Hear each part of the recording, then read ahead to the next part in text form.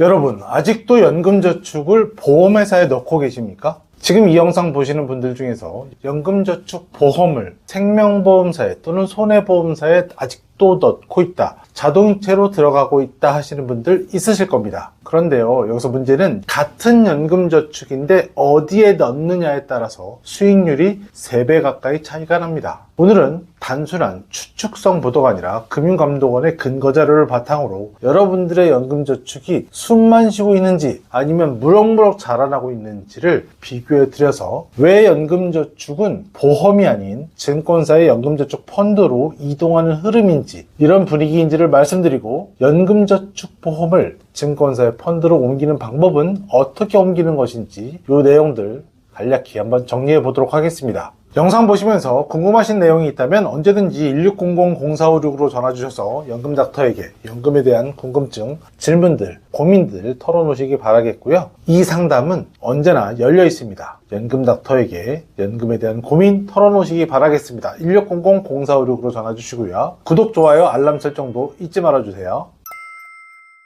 자, 먼저 현실부터 보겠습니다. 연금저축이라는 거 어떻게 알고 계십니까? 세액공제 받는 그런 상품이라고 알고 계시죠? 그런데 현실은 아직도 보험에 많이 몰려있다는 사실입니다. 금융감독원 2025년 보도자료 기준으로 보면 연금저축 전체 적립금이 약 178조 원인데요. 그 중에서 보험이 무려 115조 원, 비중으로 따지면 65%가 가깝습니다. 즉, 연금저축 10명 중 6명에서 7명은 아직도 보험회사에 따박따박 자동이체로 돈을 넣고 있다는 겁니다. 반면에 증권사, 그러니까 연금저축 펀드로 하고 계시는 분들은 약 20% 수준에 불과합니다. 이게 왜 중요하냐면 사람들이 많이 가입했다고 좋은 상품은 아니라는 것입니다. 오히려 반대로 생각하면 예전에 가입했던 상품을 그냥 관성에 의해서 유지하고 있다라고 보실 수 있습니다. 그냥 내던 거니까, 보험이라고 하니까 그냥 따박따박 내면 원금 보전을 해주겠지, 그럼 세액공제 받은 건 내 거고 원금 보전해서 약간의 이유를 붙여서 나중에 연금이 되겠지 하는 생각으로 가지고 계신 분들이 있는데요.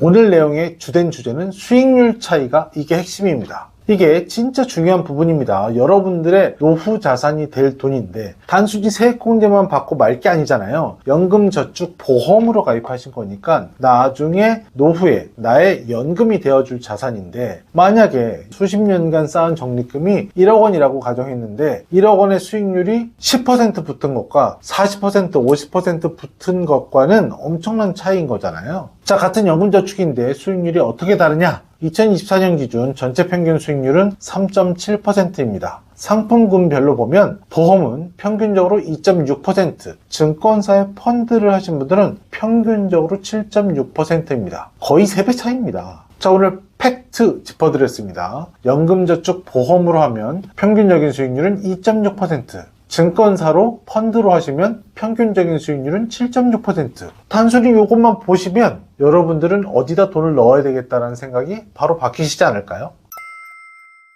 또 하나 중요한 팩트를 말씀드리겠습니다. 이미 시장이 움직이고 있습니다. 단순한 이론이 아니라 이미 시장도 움직이고 있다는 거죠. 점점 보험회사에게 맡기는 것으로만 국한되지 않고 자유롭게 투자하고 수익률을 좀 더 제고할 수 있도록 증권사로 옮겨가는 추세가 이미 흐름으로 가고 있다는 사실입니다. 통계적으로 보면 연금저축 펀드의 적립금은 최근 37.9%가 증가했습니다. 반면에 연금저축 보험 쪽은 거의 증가가 없습니다. 그리고 신규 가입도 보면 펀드는 2배 이상 증가했는데 보험은 오히려 줄었습니다. 결론은 간단합니다. 돈을 아는 사람들은 이미 증권사로 이전을 시작했다는 것입니다. 자, 이 영상을 보시면서 여러분들은 어떤 생각이 드실까요? 많은 분들이 연금저축 보험을 생명보험사 또는 손해보험사에 하고 있습니다. 트렌드는 증권사에 돈을 맡기시고 펀드든 ETF든 이런 것으로 나의 자산을 굴리면 보험 쪽에 있었던 것보다는 조금 더 많은 수익을 낼 수 있고 내 연금 자산이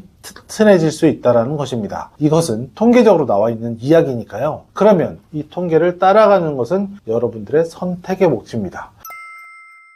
자, 이제부터 그러면 증권사로 옮기는 방법은 어떻게 하면 되는 것인지 간략하게 설명을 해보겠습니다. 자, 이미 연금저축 보험이 있습니다. 연금저축 보험은 보험회사에 가입한 것이지요. 증권사는 연금저축 펀드라고 합니다. 이 기관 간에 이전이 가능하도록 해놨습니다. 연금저축 보험의 해지 환급금을 그대로 이전해 주는 개념입니다. 물론 여기서 약간의 손해가 발생할 수는 있지만 넘어오고 난 다음에는 세액공제 받은 것들이나 이런 것들을 토해내지 않아도 된다는 얘기예요. 기관 이전이 가능하니까.